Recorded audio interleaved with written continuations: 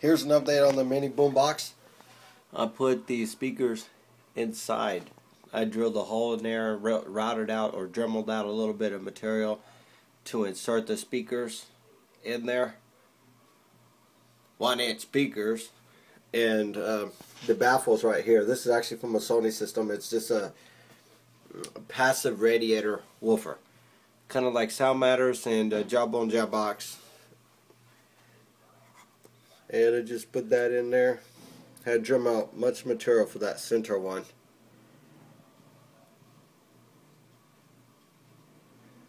Wasn't too difficult. And again, you're only talking about a $2 box. If I messed the $2 box up, I could just get another one. But it came out pretty good. I'm still waiting on the battery pack and the amplifier to actually finish it up. Anyway, here's an update. Later. I have all the parts here. All these parts are going into this box. There's the battery holder, which holds 3 AAA batteries. There's the amplifier. And right in front of me right here is the auxiliary jack. It has some pins right here on the bottom, which you solder for the connections, the left and the right and the ground for the auxiliary cable to fit in. And there's the speakers. And I'm going to have to devise a plan to put all this together and integrate it all into one little package that's airtight sealed. And on the next video that precedes this, we'll show the next step. Anyway, here are all the parts all together. Later, for the next step, I traced an outline of the battery pack onto the bottom of the box, exactly where I want to take the material out and insert this battery pack right in there. I'm going to use a drill and a Dremel to fix that in there. Alrighty, later. I put the battery thingamajig in there. It's a battery holder. This is not the finished look. I just cut the wood out with my Dremel tool, and I'm going to fill it up with a lot of putty to give it a nice finished look. But that's inside the battery compartment. It's literally inside there. It's got my 2 leads, which those will connect to the amplifier. Anyway, ready for the next step coming up right now. Okay, here's the volume control for the speaker system. I have drilled a pilot hole, or basically a hole for the volume control, but it has to be dremeled out. The thickness of the wood is far too thick for the screw to fit onto the volume control. So using a Dremel tool, etching out that material to where it has enough space to fit the screw on there. Using the Dremel tool. Where is it at? There it is. That Dremel tool. It's an awesome device. Just pretty much sandpaper. That one. And there's another attachment somewhere around here. There it is. And that little tool right there. Edges out fine. Little bits of wood. Fine. Well, you can't mess the wood up, or else you pretty much have to start all over again. You don't want to do that. Anyway, that's my next step right there.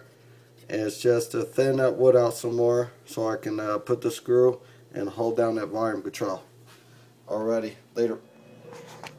I dremeled off some material there, and the amplifier fits in. Big stocking glove. It's perfect. The volume control is right there in the front. As you can see, just Dremel tool right there. Came out perfect. Now my next stage of this build process is this sucker right here. It's got little threads on the front. That's where your auxiliary, it's a standard 3.5mm auxiliary input cable. It has a positive for both sides, left and right, and a negative. You just have to solder those little tabs on the front or on the back side of there, and go to the amplifier. Now I'm thinking I'm gonna put that, since the very bottom of this thing is thin, I'm going to install that on the back side. All I got to do is drill a hole for that screw, or for that to fit through there on the back side of this. And I'm thinking adding a on-off switch. I just found this in the parts bin. It's a simple on-off switch. It has 2 leads to it, in and out. Just simple on-off. I'm probably install that on the back side. Anyway, the next step is coming up next. Later. I got the auxiliary port in there.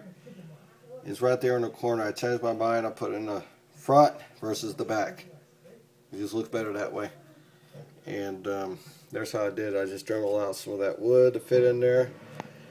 And it's got enough space to put the tiny screw to hold it down.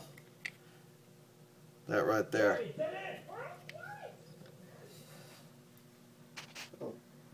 The next process would be, I guess, gluing some of these items in there. Like that right there.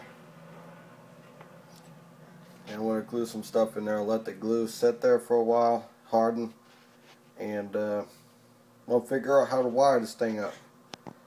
Right? That's the next time. I got the on and off switch hole drilled out for it, or dremelled out for it. That slides right in there. On off switch.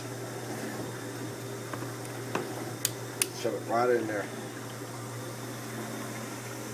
Now I'm ready to glue all the parts in there. Ready to, well, next time. Okay, here's all the components inside the stereo box. Soldered them together quite yet. I just want to look at see what they look like actually inserted in there. So there's the auxiliary.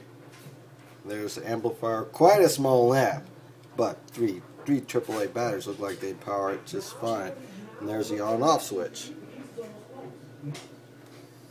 And there it is before I wire it up and, you know, put the speakers in.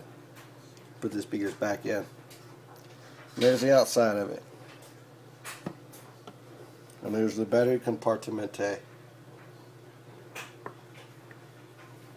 Alrighty, well, next video I'm going to solder the connections on the device. Hey, my project here is essentially finished. It just needs to be touched up, painted, actually sanded and painted. Well, I'm painted black. It's going to look totally cool. This here is the on-off switch. Originally, I didn't think this damn amplifier had an on-off up front, but it has an on-off right there. Oh well, I integrated a kill switch for the battery then. I guess it's a neat feature.